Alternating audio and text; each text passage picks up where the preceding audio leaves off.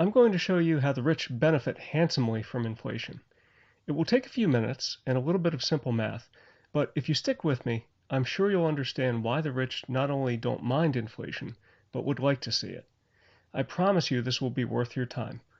Learning a little bit about investment accounting can yield tremendous insights into how the rich view the world, and understanding that will give you much more power over your own destiny than you will realize at first. Let me start by asking you a simple question. Let's say a person buys an investment property, a nice little duplex in whatever town you choose. For the sake of this exercise, it doesn't really matter. The property costs $500,000. The investor decides to put down 20%, or $100,000 of his own capital, and borrow the difference as a mortgage against the property. The investor is able to collect $25,000 per year from each tenant. The local municipality collects $10,000 per year in taxes. Maintenance costs $15,000 per year, and mortgage interest is $20,000 per year.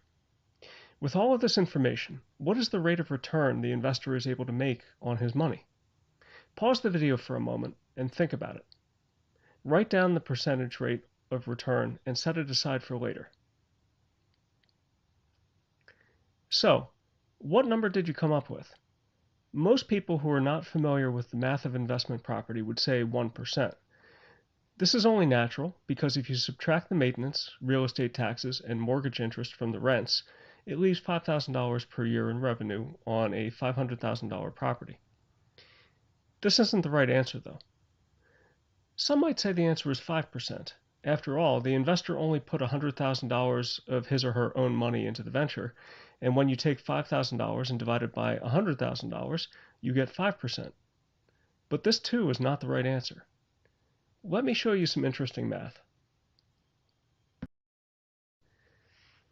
I'm going to simplify things a little bit to help explain better how this works, and I'll explain the simplifications when we get there.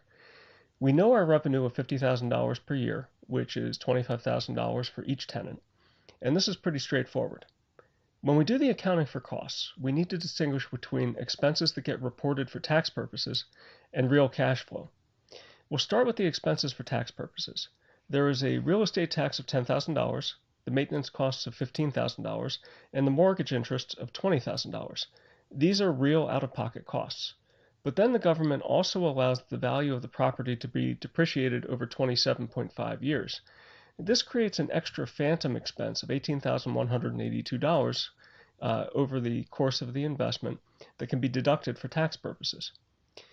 Adding up these expenses and subtracting from revenue, and what we're left with is a reportable loss of $13,182. This has real value because it can be used as a deduction against other income. If the investor's combined marginal federal plus state income tax rate is 40%, then this creates a real cash benefit for the investor of $5,273. Okay, now that we've done our tax accounting and figured out the tax impact of this investment, we can shift our focus to cash flow. The rent, real estate tax, and maintenance are the same as before. From a cash flow perspective, our investor is paying more to the bank than just the mortgage interest.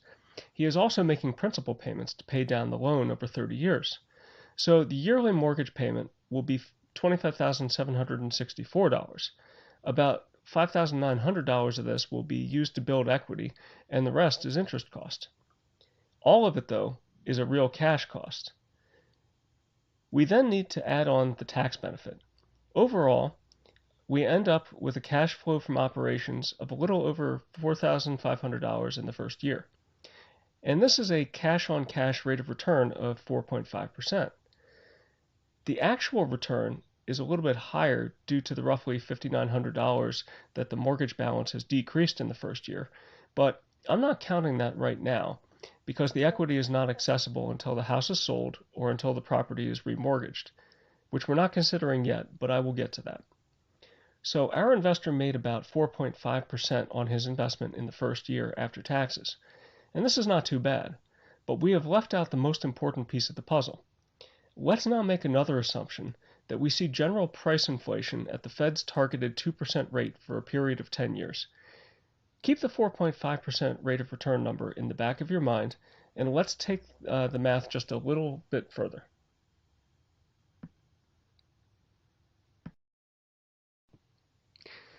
Alright, don't stop the video. I won't go into all these numbers in detail. But you understand now the accounting for year 1. All I've done here is to do the same exercise for years 2 through 10. At the top, I added a few important rows. The few important rows show what happens to the investor's equity in the property over the decade following the initial investment. I'm assuming each year that the total property value increases by the 2% rate of inflation. Over time, the mortgage payments also reduce the loan principal. By the end of year 10, the property has increased in price by $109,000 to about $609,000. The loan has been paid down to $326,000. This means that the investor's equity in the property is now $283,000, or nearly 3 times what the down payment was that the investor paid out of pocket. I'm assuming that the rents increase by 2% per year, as do real estate taxes and maintenance costs. The rate of depreciation stays the same, and the mortgage interest declines as the mortgage is paid down. So, from the IRS's standpoint, the property has become more profitable over time, or at least less of a losing venture over time. What was once shown as a loss of $13,000 in year 1 becomes a loss of only $5,000 by the end of year 10. Thus, the IRS is still putting cash in the investor's pocket by viewing the operation as a loss, but it is putting a little bit less cash in the investor's pocket. From the standpoint of cash flow from operations, what starts out as a $4,500 per year net positive cash flow grows to over $6,000 per year by the end of year 10. But here's where the magic comes into the picture. How does the investor access all of the equity that has been accumulated in the property as a result of paying down the mortgage and as a result of price escalation in the property's resale value? Now, the investor could sell this property, but that would result in a big taxable event. Don't forget, he's taken advantage of over $180,000 worth of depreciation. Upon sale, assuming he doesn't take advantage of a 1031 exchange, he'll need to pay taxes on the difference in the sale price and his cost basis. What our investor is more likely to do is to keep this property as an ongoing investment, but he can borrow against it. This is referred to as equity extraction. Let's assume he borrows up to 80% of the equity that has accumulated in the property after year 10. This puts $226,673 of cash into his pocket, tax-free. He can spend this on consumption or could simply use it to buy more properties. In addition to this big cash income at year 10, he's pulled $53,229 in cash flow out of the property over this decade.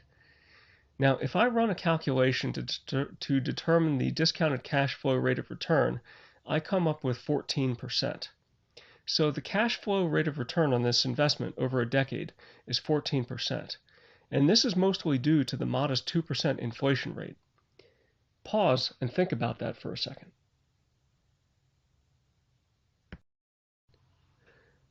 So back to my original question. What is the rate of return on this investment property?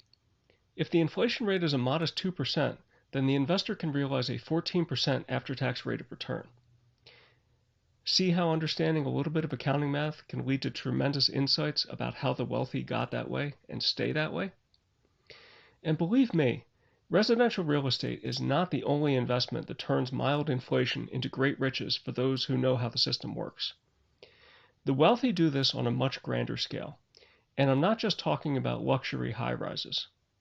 Big corporations work the same way. Where I work, we are taught at a very early time in our careers that price is the biggest profit lever. The reason for this is all about leverage. When corporations take on debt, it becomes a lever to amplify the impact of general price inflation on corporate profit. So in summary, the way the system is set up is to transfer wealth from those who choose to save in dollar-denominated fixed income assets to investors who essentially go short fixed income assets via borrowing. This is the true reason why the Federal Reserve has a 2% inflation target. And now you understand that. And this is why my wealth is divided between equity investments and gold. The equity investments produce cash flow. The gold is my reserve asset. I'm sure I'm not the only one who does this. I'm also reasonably sure why the mainstream encourages people to use bonds to balance out their investment portfolios instead of gold. If the general public were to shun bonds, then the entire wealth generation engine of the wealthy would break down.